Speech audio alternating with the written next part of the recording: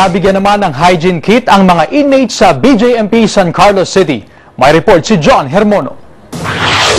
Bathroom tissue, sabon, toothpaste, toothbrush at pares ng tsinelas ang laman ng hygiene kit na ipinamahagi ng mga criminology students mula Kalasyaw sa mga inmates ng San Carlos City BJMP. Naisipan ng kanilang eskwelahan na isama sa kanilang programa ang pagmamalasakit sa mga inmates at maging ang agarang pangangailangan nila.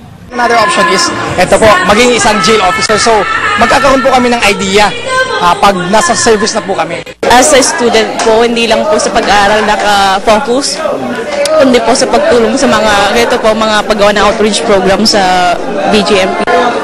Kasi napakahalaga na iparamdam sa kanila na hindi pa huli ang lahat para magbago. Para paglabas sila ng community, alam nila na matatanggap pa natin sila doon sa community natin.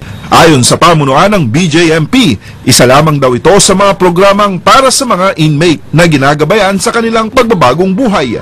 Sa aming programa po na isang program po ng Inmates Welfare Development Unit, tinanggap po namin dahil po para rin po sa kanila yan.